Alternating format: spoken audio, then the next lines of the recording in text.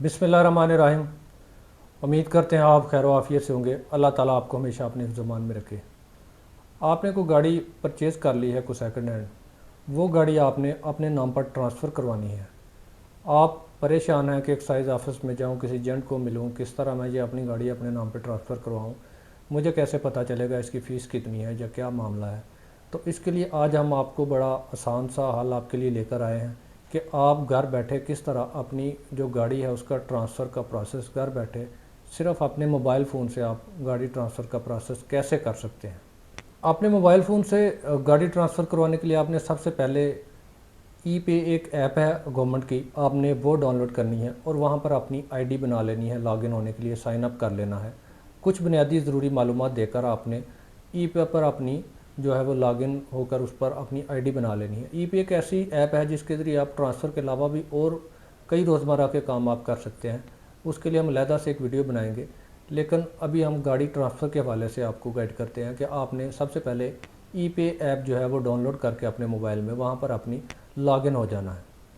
Login होने के बाद 4 स्टेप में आपने अपनी गाड़ी ट्रांसफ़र होने की जो प्रोसीडिंग है वो करनी है। सबसे पहले आपने कुछ ज़रूरी एंट्रीज़ करनी है परचेज़र की, और कुछ आपने बुनियादी मालूमात देनी है। उसके बाद पेमेंट आएगी और तीसरे नंबर पे फिर आपने बायोमेट्रिक का प्रोसेस करना है और चौथे नंबर पर फिर आपकी इंस्पेक्शन का मरहला होगा। हम मरहला वाइज आपको बताते हैं कि आपने स्टेप बाय स्टेप किस तरह इस चीज़ को प्रोसीड करना है। ई पे ऐप में लॉगिन होने के बाद आपने सीधा एक्साइज एंड टैक्सेशन का जो कॉर्नर है उस ई पे ऐप में वहाँ पर आपने जाना है। वहाँ पर जाने के बाद आपने ट्रांसफ़र व्हीकल के ऑप्शन को क्लिक करना है। उसके बाद आपके सामने वो एक ऐसा फॉर्म आएगा जहाँ पे वो आपको गाड़ी का जो रजिस्ट्रेशन नंबर है वो आपसे मांगेगा। आपने गाड़ी का रजिस्ट्रेशन नंबर एंटर करना है। एंटर करते ही जो गाड़ी का ओनर है उसकी सारी डिटेल आपके सामने आ जाएगी।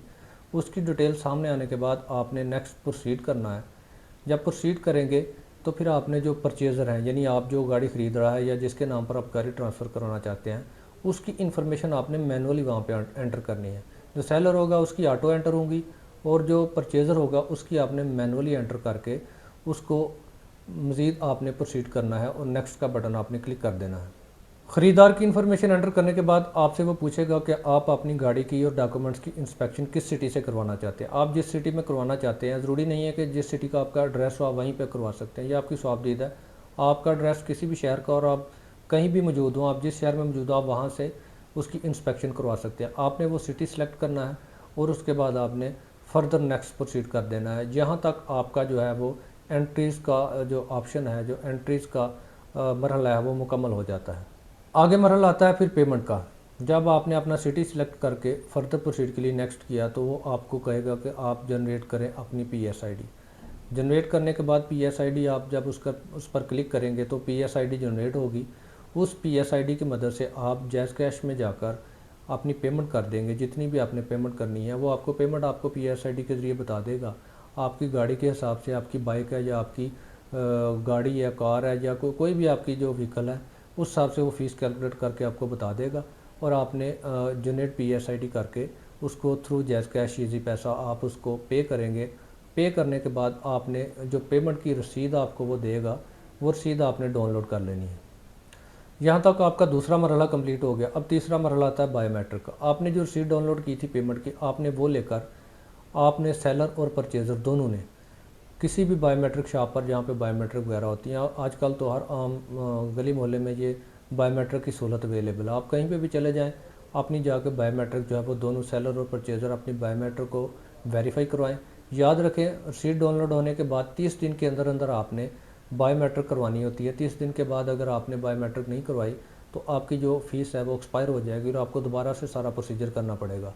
लिहाजा बायोमेट्रिक जो है वो अपनी रसीद डाउनलोड करने के 30 दिन के अंदर अंदर आपने सेलर और परचेज़र दोनों की हर सूरत में करवा लेनी है। यहाँ पर आपका तीसरा मरहला मुकम्मल हो जाता है। नेक्स्ट आता है चौथा मरहला इंस्पेक्शन का। आपने किसी दिन भी अपनी बायोमेट्रिक मुकम्मल करने के बाद आपने अपने ओरिजिनल डॉक्यूमेंट, और कोशिश करें गाड़ी भी साथ लेकर आपने एक्साइज़ के ऑफिस में जाना है। उसको अपनी रसीद वगैरह की जो आपने फ़ीस पे की है, जो बायोमेट्रिक है, वो सारी चीज़ें उसको प्रोवाइड करनी है। जो मुतलका इंस्पेक्टर है आपका एक्साइज़ का, वो अपने सिस्टम में उसकी एंट्री करने के बाद आपकी जो ट्रांसफ़र एप्लीकेशन है उसको कंप्लीट कर देगा। उसको एंटर करने के बाद 24 दिन के अंदर अंदर आपकी जो है वो रजिस्ट्रेशन जो है वो ओके हो जाएगी और आपको कार्ड का भी टाइम बता देंगे कि आपका कार्ड कब तक प्रिंट होकर आपके पास आ जाएगा। इंस्पेक्शन का मरहला, इसके लिए आपका एक्साइज ऑफिस में जाना ज़रूरी है, क्योंकि वहाँ पर आपने मैनुअली एंट्री करवानी होती है अपनी फ़ाइल वगैरह की। तो इस तरीके से आप बहुत आसान तरीके से अज़ खुद बगैर किसी एजेंट के, डीलर के, आप अपनी गाड़ी जो है वो अपने नाम पर ट्रांसफ़र करवा सकते हैं। उम्मीद करते हैं आपको वीडियो पसंद आई होगी। अगर वीडियो पसंद आई है तो लाइक, कमेंट, शेयर ज़रूर कीजिएगा, और अगर हमारे चैनल पर नए हैं तो हमारे चैनल को सब्सक्राइब ज़रूर कर लें, ताकि इसी तरह की मालूमाती और कारआमद वीडियोस आप तक बार वक्त पहुंचती रहें। हमसे अगर कोई कानूनी मशवरा करना चाहते हैं तो स्क्रीन पर हमारे दिए गए नंबर पर व्हाट्सअप करके हमसे किसी भी किस्म का कानूनी मशवरा कर सकते हैं।